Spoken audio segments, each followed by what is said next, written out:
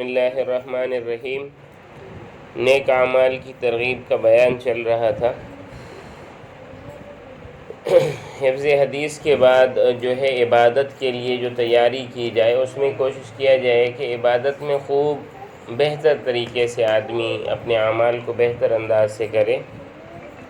جیسے نماز کے لیے ہم اگر تیار ہوتے ہیں تو وضو کرنے میں خوب اطمینان سے پانی پہنچانا چاہیے، تو اچھی طرح وضو کیا جائے، کیونکہ وضو کرنے سے گناہ دھل جاتے ہیں۔ پانی پہنچانے میں سستی نہ کیجیے۔ بعض لوگ سستی کرتے ہیں، پوری طرح سے جسم نہیں دھوتے، کیونکہ آپ صلی اللہ علیہ وسلم نے فرمایا ہے جب طبعی سستی کی وجہ سے وضو مشکل معلوم ہو رہا ہو تو اس وقت وضو اچھی طرح کرنے سے گناہ دھل جاتے ہیں۔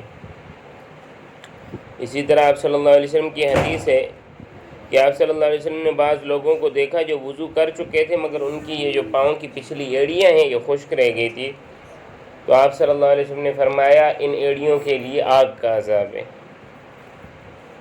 تو مطلب اس کا کیا ہے کہ وضو کرتے ہوئے یا غسل کرتے ہوئے انگوٹھی ہے، چھلا ہے، چوڑیاں ہیں، ناک میں نتلی ہے، کھلی ہے، کوئی اور چیز ہے، اس کو اچھی طرح ہلا کر پانی پہنچانا چاہیے۔ سردی میں اکثر پاؤں خشک رہ جاتے ہیں، ان پر پوری طرح پانی نہیں بہتا، تو اس لیے کیا کرنا چاہیے؟ مثلا یہ عبادت ہے تو اس میں اچھی طرح پاؤں جو ہے پاؤں کو، بازوؤں کو اچھی طرح پانی پہنچانا چاہیے۔ لوگ عموماً کیا کرتے ہیں، سامنے سے چہرہ دھو لیتے ہیں، کانوں کی لو اور ٹھوڑی کے نیچے تک پانی نہیں پہنچاتے، ورنہ چہرے کے دھونے کا کیا ہے یہ دیکھیں، چہرہ یہاں سے لے کر یہ جو سر کے بال ہوتے ہیں نا، یہاں سے لے کر یہ ٹھوڑی کے نیچے تک، اور ایک کان کی لو سے دوسرے کان کی لو تک، اس مکمل حصے کو یوں دھونا ہے۔ اسی طرح بازو دھوتے ہوئے کوہنیوں تک پانی نہیں پہنچاتے، یہ جو ہے یہ کوہنیاں اس میں شامل نہیں کرتے، یوں دھوتے ہیں یہاں تک پانی پہنچتا ہے یہاں تک، حالانکہ اس کو مکمل کرنا چاہیے، یہاں تک دھونا چاہیے۔ اور پاؤں دھوتے وقت ایڑیاں اچھی طرح نہیں دھوتے، انگلیوں کے درمیان اچھی طرح خلال نہیں کرتے، جس کی وجہ سے وضو ناقص رہ جاتا ہے۔ ان تمام باتوں کا خیال رکھنا ضروری ہے۔ اسی طرح مسواک کرنا، چاہے مرد ہے چاہے عورت ہے، سونے سے پہلے مسواک کریں، نیند سے جیسے جاگیں زبان پر مسواک کریں۔ یہ اندر سے پانی آتا ہے پیلا، الٹی آتی ہے، کیے آتی ہے باقاعدہ، اس کے ہونے کے بعد نہ آپ کو شوگر رہے گا، نہ آپ کو بلڈ پریشر رہے گا، نزلے کا مسئلہ ہے، آنکھوں کے جلنے کا مسئلہ ہے، یہ تمام حل ہو جائیں گے۔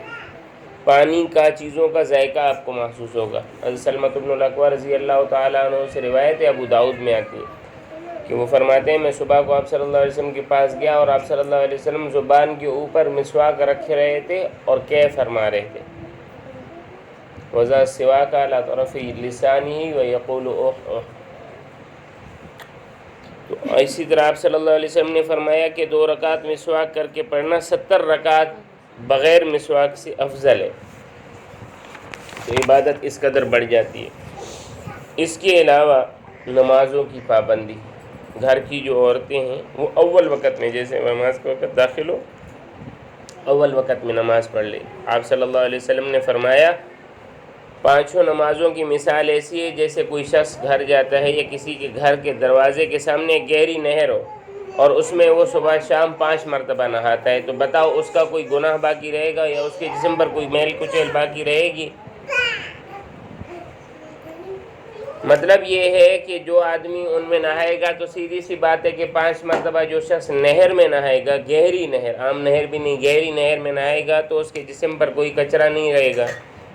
جب کوئی کچرا نہیں رہے گا تو جو شخص 5 وقت کی نماز کی پابندی کرے گا اس کے تمام گناہ بھی دھل جائیں گے۔ اسی طرح آپ صلی اللہ علیہ وسلم نے فرمایا کہ قیامت کے دن اعمال میں سب سے پہلے نماز کا حساب ہوگا۔ اگر کوئی ایسا ہے کہ وہ نماز ادا کرنے میں انتہائی سست ہے، وہ کہتے ہیں نماز ادا نہیں ہوتی مجھ سے، تو وہ کم از کم یہ کیا کرے جو فرض رکعتیں ہیں جن کا ہمیں اللہ کے آگے جواب دینا ہے، وہ کم از کم فرض رکعتیں پڑھ لیا کرے۔ صبح کے 2 فرض، ظہر کے 4 فرض، عصر کے 4 فرض، مغرب کے 3 فرض، عشاء کے 4 فرض اور 3 وتر، کم از کم یہ پڑھ لیا کرے نماز بالکل چھوڑنے سے، کم از کم یہ پڑھ لیا کرے۔ پھر سنتیں پڑھ لے۔ آپ صلی اللہ علیہ وسلم نے فرمایا جس نے دن میں 20 رکعتیں پڑھی اس نے اپنے لیے جنت میں محل بنا لیا۔ کوئی آپ کو کہے کہ آپ کو میں ہر دن ایک محل ایک گھر لکھ کر دیتا ہوں تو ہم اس کے لیے کتنی تگ و دو اور بھاگ دوڑ کرتے ہیں۔ اور اول وقت میں نماز پڑھنا چاہیے۔ آپ صلی اللہ علیہ وسلم نے فرمایا اول وقت میں نماز پڑھنے سے اللہ تعالیٰ خوش ہوتے ہیں۔ اسی طرح آپ صلی اللہ علیہ وسلم ایک عمل ہے، کیا ہے؟ قرض دینا۔ مالی معاملات میں قرض دینا ہے۔ آپ صلی اللہ علیہ وسلم نے فرمایا میں نے شب معراج میں جنت کے دروازے پر لکھا ہوا دیکھا کہ خیرات کا گناہ جو ثواب ہے نا وہ 10 گنا ہے، 10 گنا، یعنی آپ نے ایک روپے خیرات کیا آپ کو 10 روپے ملیں گے، اور قرض دینے کا ثواب 18 گنا ہے۔ گویا آپ نے 1 روپیہ قرض دیا کسی کو تو وہ 18 روپے کا ثواب آپ کو لکھا جائے گا۔ اور غریب اگر ہے آدمی، قرض دار غریب ہے تو اس کو مہلت دینی چاہیے۔ آپ صلی اللہ علیہ وسلم نے فرمایا کہ جب تک قرض ادا کرنے کے وعدے کا وقت نہ آیا اس وقت تک اگر کسی غریب کو مہلت دے دی گئی تو ہر روز اس کو ثواب ملتا رہے گا جیسے اس نے اس قرض کے برابر خیرات دے دیتا ہے ہر وقت۔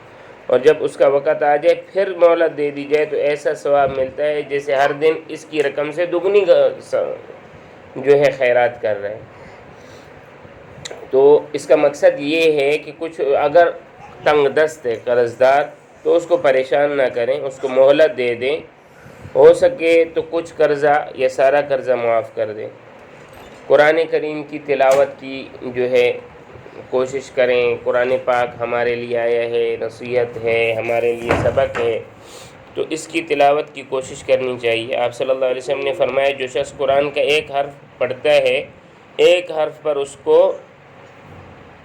جو ہے ایک نیکی ملتی ہے، اور نیکی کا قاعدہ یہ ہے کہ اس کے بدلے میں 10 لکھے جاتے ہیں۔ اور فرمایا کہ الف لام میم کو ایک حرف نہیں کہتا بلکہ الف ایک حرف ہے، لام ایک حرف ہے اور میم ایک حرف، تو الف لام میم پڑھنے سے 30 نیکیاں ملے گی۔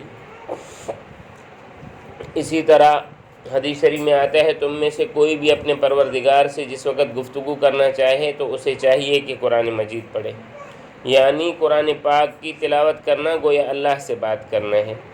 لوگوں میں زیادہ مالدار وہ ہے جو قرآن اٹھانے والے ہیں، یعنی وہ لوگ جن کے سینے میں اللہ نے قرآن کو رکھا ہے۔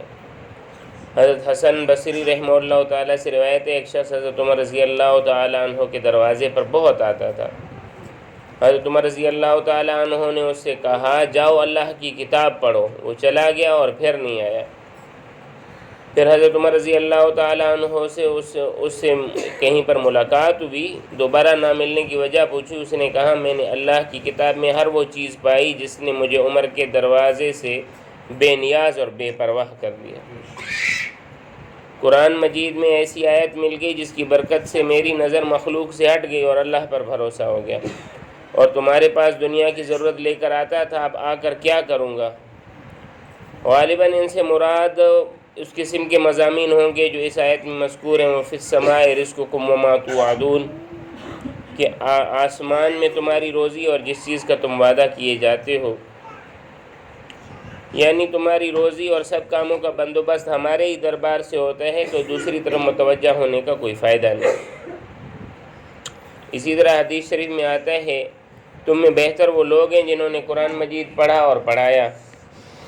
اسی طرح ایک اور حدیث میں آتا ہے جس نے قرآن پڑھا اور اس کے احکام پر عمل کیا اس کے والدین کو قیامت کے دن ایسے تاج پہنائے جائیں گے جس کی روشنی سورج کی اس وقت کی روشنی سے اس وقت کی روشنی سے بھی زیادہ عمدہ ہوگی جب وہ تمہارے گھروں میں روشن ہوتا ہے۔